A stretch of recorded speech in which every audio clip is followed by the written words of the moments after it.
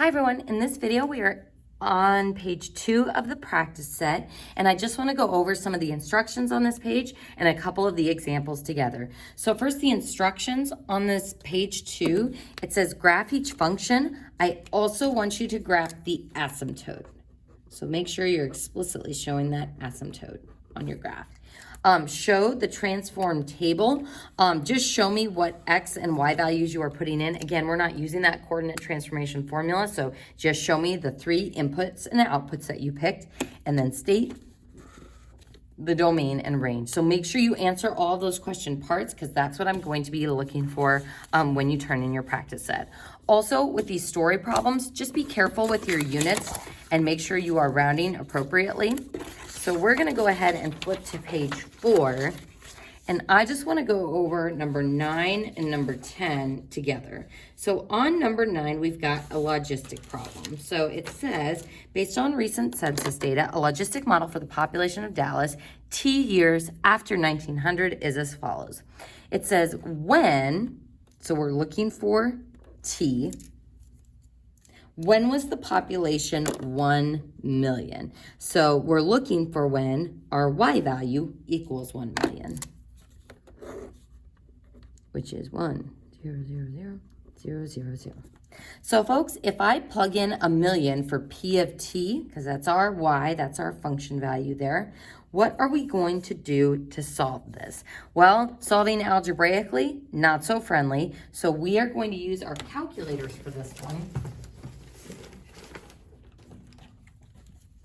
By plugging in the 1 million for the first slot, and then this nasty little logistic function for the second one. Don't forget to enclose that bottom part in parentheses. So then 1 plus 21.602. Second natural log to get e to the negative 0.05054x.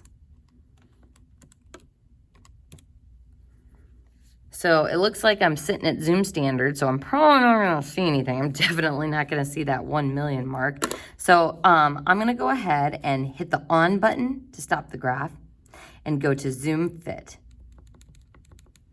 Let's see what Zoom Fit shows me.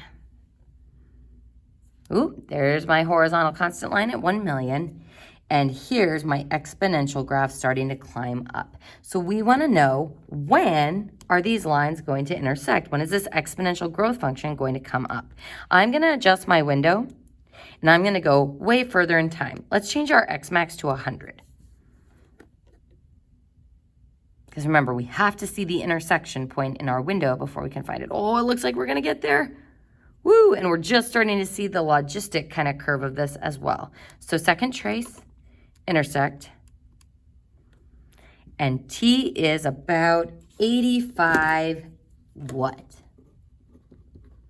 T is 85 years after 1900. So notice our unit here. It's years after 1900, but the question is asking when. When is the population going to be 1 million? Folks, this is something you will see on my math lab. If it's asking for when, it probably wants to know the year. So saying 85 years after 1900 doesn't sound quite as good as just saying, 1985. So that would be your final answer. We needed our calculator to solve for the T value, but then to turn that into a year, 1985. All right, folks, then on B, what's the maximum sustainable population of Dallas? Your C value, or your carrying capacity, is always the top of your logistic equation. So my C is 1,301,642. All right, so let's go ahead and look at the next one. We've got the number of students infected with the flu at a high school. Oh no, I don't want to think about flu season. After T days is modeled by the following function. So it says, what is the initial number of students affected? So if we want to know the initial number of students infected, the initial number is when our time equals 0. So how can we find students, P of t, if we know the time is 0?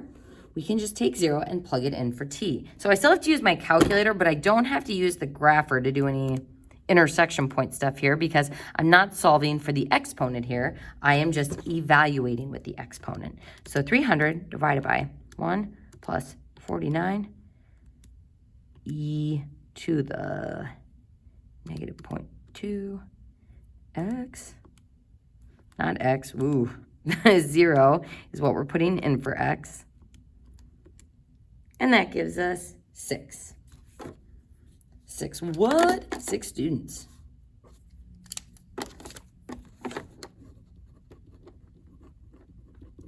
What is the limit to growth of this logistic function? That's just saying the carrying capacity, or where is that top asymptote, which is always going to be at that top number. So top asymptote, think top of the fraction. So C is equal to 300 students. Then it says, how many days will it take for 200 students to be infected? So this is more similar to the problem that we did above with the population. So we're given a y value, y equals 200, and we want to plug that in for P of t and then solve for t because we're looking for how many days. So looking for t. So plugging that into my calculator, there's 200, and then my logistic function, 300 divided by parentheses, 1 plus 49, second natural log, and then negative 0.2 to the x, negative 2x. Oh, and you know what? So hitting enter on your calculator will pause it from graphing, but if you hit the on button, it will just stop the grapher so you can adjust the zoom. So I'm going to go ahead and do zoom fit for this one. Ooh, zoom fit.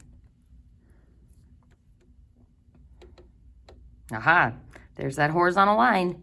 There's my exponential function going up to meet it. So this is where that logistic function is going to hit that value of 200. So second trace, intersect, and we get 22.9 or 23 days.